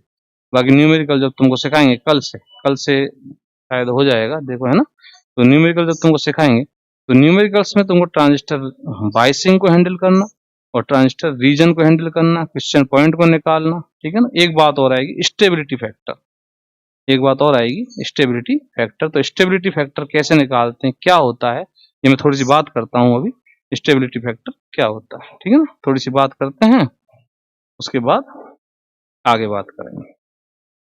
तो स्टेबिलिटी फैक्टर क्या है,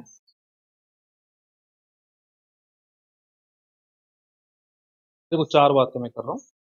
ट्रांजिस्टर बाइसिंग के क्वेश्चन, दूसरा ट्रांजिस्टर रीजन, किस रीजन में ट्रांजिस्टर काम कर रहा है, तीसरा क्वेश्चन पॉइंट कहाँ है, और चौथा स्टेबिलिटी फैक्टर। ठीक है ना, तो स्टेबिलिटी फैक्टर क्या है वो बात करता हूँ, इसको मैं साफ कर देता हूँ एक बार।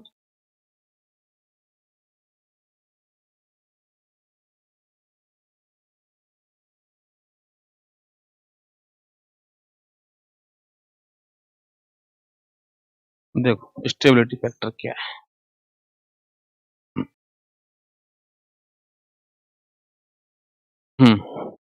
एक बहुत बड़ी बीमारी है टेम्परेचर, ट्रांजिस्टर का दुश्मन। टेम्परेचर इज ट्रांजिस्टर का दुश्मन। टेम्परेचर जब चेंज होता है तो टेम्परेचर के चेंज होने से सबसे बड़ा फर्क पड़ता है नंबर 1 आईसीओ पर। आईसीओ मतलब जैसे आईसीबीओ कहते हैं इसको, है ना, तो आईसीबीओ ही होता है जनरली, तो आईसीबीओ पर फर्क पड़ता है, ठीक है ना, मेनली इस पर जब टेम्परेचर चेंज होता है। दूसरा चेंज होता है बीटा में, बीटा भी टेम्परेचर के साथ चेंज होता है, तो आईसीओ भी टेम्परेचर के साथ चेंज होता है और बीटा भी चेंज, और इन दोनों के टेम्परेचर के साथ चेंज होने से क्या चेंज होता है, आईसी। तो आईसी का इनडायरेक्टली इफेक्ट किस पे पड़ता है, टेम्परेचर का इनडायरेक्टली इफेक्ट किस पे पड़ता है, आईसी पर। तो आईसीओ चेंज होता है, बीटा चेंज होता है, उससे क्या चेंज हो जाता है, आईसी। टेम्परेचर ट्रांजिस्टर का दुश्मन है। अब आईसी चेंज हो सर तुम्हें क्या दिक्कत है, दिक्कत है ना मुझको, आईसी चेंज हो गया तो मेरे ट्रांजिस्टर तुम्हें जो एक्टिव में बेचारे से कह रहा था कि एक्टिव में रहे तू, है ना, एक्टिव में तैयार किया था, तो वो तो सैचुरेशन में चला जाएगा, वो तो कट ऑफ में चला जाएगा, वो तो मर जाएगा, ठीक है। टेम्परेचर डिपेंडेंसी नहीं होनी चाहिए, है ना, टेम्परेचर डिपेंडेंसी नहीं होनी चाहिए, ठीक है ना, ओके। मतलब स्टेबिलिटी अच्छी होनी चाहिए, स्टेबिलिटी अच्छी होनी चाहिए। तो स्टेबिलिटी आईसी में आईसीओ के साथ स्टेबिलिटी, आईसी में बीटा के साथ स्टेबिलिटी, ठीक है ना। तो आईसी में आईसीयू के साथ रेट ऑफ चेंज, ये स्टेबिलिटी फैक्टर होता है ना, और आईसी में बीटा के साथ रेट ऑफ चेंज, ये भी स्टेबिलिटी फैक्टर, ये दो स्टेबिलिटी फैक्टर यहाँ पे लिखे जाते हैं, ठीक है ना। बताया क्या बताया, टेम्परेचर से आईसीयू चेंज होती है, बीटा चेंज होता है, इन दोनों चेंज होने से आईसी चेंज होती है, ठीक है ना। नमस्ते नेहर, बहुत दिनों में आया, ठीक है ना। और आईसी इनडायरेक्टली टेम्परेचर से चेंज हो रही है, जो हम नहीं चाहते। क्यों नहीं चाहते, क्योंकि ये आईसी तो इसको कट ऑफ में भी ले जा सकती है, सैचुरेशन में ले जा सकती है, जो हमारे लिए अच्छा नहीं है, ट्रांजिस्टर के लिए अच्छा नहीं है ना। मैं ट्रांजिस्टर वाइसिंग की बात कर रहा हूँ, ध्यान दें, डीसी एनालिसिस चल रहा है, ध्यान दें, एसी की बात नहीं चल रही है, ठीक है ना। अपन तो अभी ट्रांजिस्टर को ही सीख रहे हैं, ट्रांजिस्टर की प्रॉपर्टीज क्या क्या है, एम्पलीफायर तो बाद में बात करेंगे, ठीक है। तो आईसी में आईसीओ के साथ रेट ऑफ चेंज, आईसी में बीटा के साथ rate of change is called stability factor, क्या कहलाता है, स्टेबिलिटी फैक्टर, ठीक है। अब ये लो होना चाहिए, ये दिख रहा होगा तुमको, रेट ऑफ चेंज तो लो होनी चाहिए, हमें तो चाहिए ही नहीं कि भैया इसके साथ इसमें चेंज ही नहीं होना चाहिए, इसके साथ इसमें चेंज ही नहीं होना चाहिए, टेम्परेचर वाली बीमारी हट जाएगी ना दूर, ओके। तो ये स्टेबिलिटी फैक्टर होते हैं और ये हमसे कई बार कंसीडर करवा लिए जाते हैं। और आईसीओ यहाँ पे कौन है, आईसीओ यहाँ पे आईसीबीओ, आईसीबीओ, ठीक है ना, ओके। तो स्टेबिलिटी फैक्टर ये कहना है, ओके, ठीक है। तो इसकी मैं बात करूंगा, अभी करेंगे थोड़ी देर के लिए, यहाँ पे इस टॉपिक को डाउन कर देते। अब क्या होता है कि सर जी एस को लो कैसे करें, एस को लो कैसे करें, स्टेबिलिटी फैक्टर को लो कैसे करें, rate of change in IC with ICO कैसे डाउन करें, rate of change in IC with beta कैसे चेंज करें। तो उसके लिए क्या होता है, इसके लिए सर्किट जो है डीसी जो वाइसिंग सर्किट होते हैं ट्रांजिस्टर के, डीसी एनालिसिस सर्किट जो होते हैं ट्रांजिस्टर के, जिसमें अभी एसी काम में नहीं ले रहे हैं हम, तो डीसी वाइसिंग जो सर्किट है ट्रांजिस्टर के, डीसी एनालिसिस सर्किट जो है ट्रांजिस्टर के, उन सर्किटों में थोड़ा सा चेंज किया जाता है।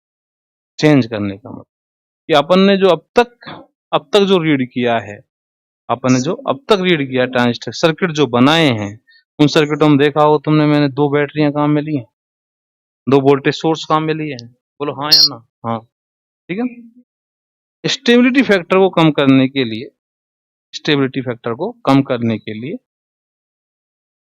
एक एक वोल्टेज सोर्स का सर्किट काम में लिया जाता है, एक वोल्टेज सोर्स का सर्किट काम में लिया जाता है स्टेबिलिटी फैक्टर को कम करने के लिए। तो एक सर्किट, एक वोल्टेज सोर्स का जो सर्किट है, उसमें उसमें चार ऑप्शन बनते हैं। नंबर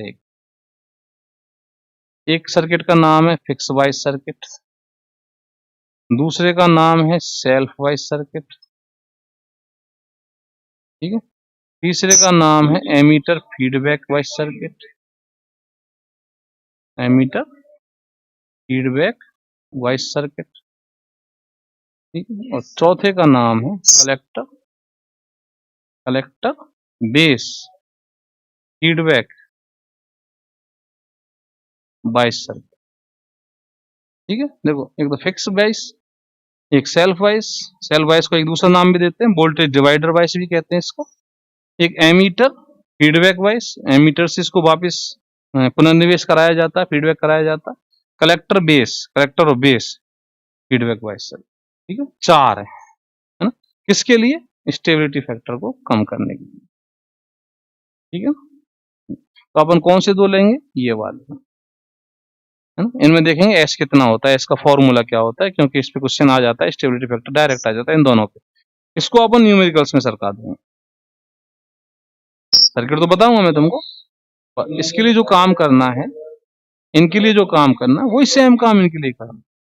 तो एक बार थ्योरेटिकली मैं इनको सिखा दूंगा, बिल्कुल सेम प्रोसेस न्यूमेरिकल में अप्लाई कर लेंगे नहीं। तो चारों सर्किटों को अपन लेंगे, लेकिन दो को मैं थ्योरी में ले लूंगा और दो को किस में ले लेंगे? न्यूमेरिकल। ठीक है, हालांकि चारों न्यूमेरिकल में आएंगे पर ये दो न्यूमेरिकल में आ जाएंगे। तो क्योंकि क्यों ले रहा हूं ऐसे? क्योंकि सब कुछ सेम है इनका, जो तरीका है ना, मेथड जो है स्टेबिलिटी फैक्टर निकालने का, क्वेश्चन पॉइंट निकालने का, इन सब का तरीका सेम है।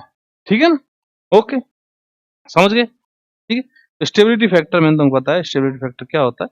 ये rate of change in IC with ICU, rate of change in IC with beta, और ये लो होना चाहिए, टेम्परेचर का इफेक्ट नहीं चाहिए, नहीं तो सारा अपन तो सेट कर रहे हैं उसको एक्टिव में, बढ़िया सेट, सब कुछ set, voltage set, current set, okay set, temperature बढ़ गया, सब गर्मी पड़ गई, है ना, अल्लाह हो गया काम। ठीक है ना, समझ गए? तो ये बात है। तो स्टेबिलिटी फैक्टर के लिए एक जो जनरल फॉर्मूला है, जनरल, किसी भी सर्किट पर इसको लगाएं, है ना, इन चारों में किसी पर भी लगाएं, जनरल फॉर्मूला कैसे निकालते हैं, जनरल तरीका है, फॉर्मूला का जनरल तरीका। अपन एक इक्वेशन लिखी थी, जैसे ये वाली इक्वेशन लिखी थी, है ना, तो बीसीसी बराबर आईसीआरएल प्लस, ठीक है, एक तो ये लिखी थी, एक अपन ने आईवी वाली इक्वेशन लिखी थी क्या? हाँ, एक वो रही आईवी वाली, तो एक लिखी थी बीबीबी बराबर आईबीआरबी प्लस बीबी। ठीक है ना, एक ये हो गई। एक अपने पास इक्वेशन और थी, एक थी ये आईसी बराबर बीटा आईबी प्लस आईसीईओ, ये थी ना। और इस आईसीईओ को मैंने बताया था तुमको कि आईसीईओ जो होती है वो क्या होती है? बीटा प्लस वन आईसीबीओ, है ना। तो पहले मैं जनरल तरीका बता देता हूँ, उसको सुन लो। एस निकालने का जो जनरल तरीका, वो सिंपल सा तरीका, उसको देख लो, है ना।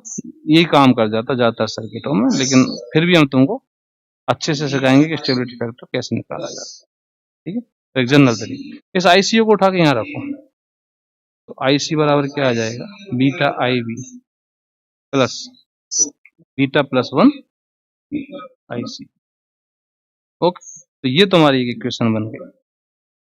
तो ये इक्वेशन तो सब जगह काम करेगी ना भाई, इसमें कोई दिक्कत थोड़ी है, ये तो सब जगह काम करेगी, है ना। तो चारों सर्किटों में यही लिख लो तुम, तो सिंपल सिंपल सा, और ये लिख लो। अब इसको इसको इसको अच्छा एक बात बताओ, ये जो आईसीबीओ है ये कौन होती है? आईसीओ, इसको मैं लिख लेता हूँ, तो आईसीबीओ को मैं लिख देता हूँ आईसीओ,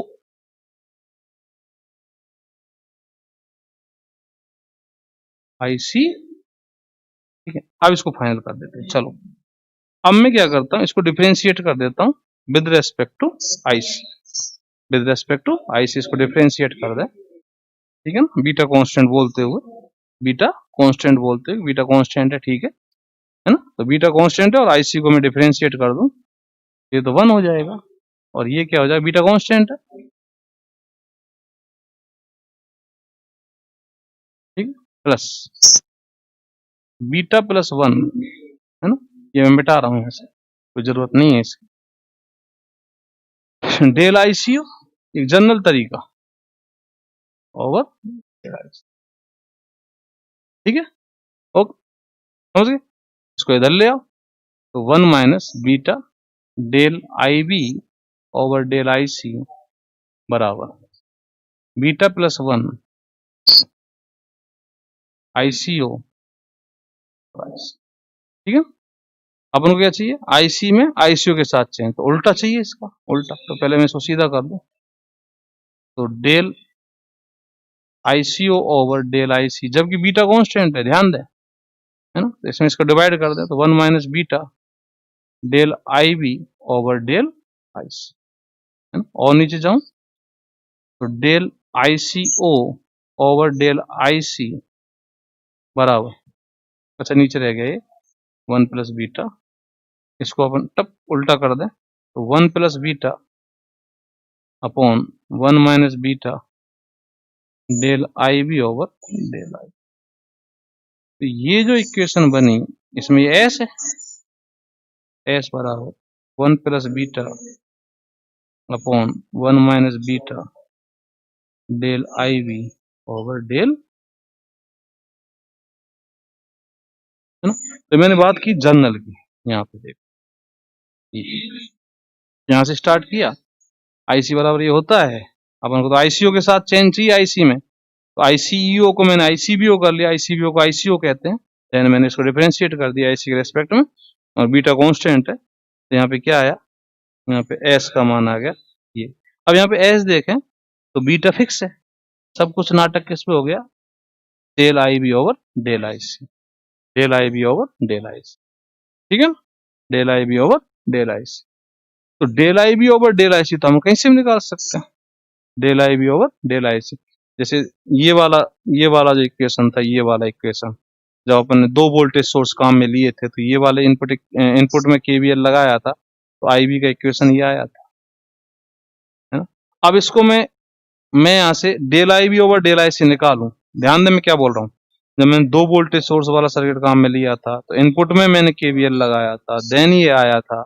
अब मैं इस इक्वेशन से del IB over del IC निकालूं, तो del IB over del IC निकालूंगा, ये कांस्टेंट 0, बोलो, del IB over del IC into RB plus ये कांस्टेंट 0, ये तो चेंज ही नहीं होता ना IC के साथ, करंट कंट्रोल्ड है, वोल्टेज कंट्रोल थोड़ी है, तो ये 0, del IB over del IC into RB, और ये 0, तो del IB over del IC कितना आ जाएगा, 0, तो del IB over del IC यहाँ 0 पुट कर दो, तो S का मान आ जाएगा 1 प्लस बीटा, 1 प्लस बीटा, और बीटा तो 100 के आसपास होता है, तो 101 आएगा S किसका, जब मैंने 2 वोल्टेज सोर्स काम में लिए जिस सर्किट में, ठीक है, उस सर्किट के लिए स्टेबिलिटी फैक्टर आएगा 1 plus beta, 1 plus beta. Simple सा क्वेश्चन कई बार आ जाता है, तो अपन को ये याद होना चाहिए, या तो ये याद कर लो डायरेक्ट, या फिर तुमको प्रोसेस याद होना चाहिए, भूल भी जाओ तो सिंपल सा प्रोसेस, इसमें कौन सी बड़ी बात है,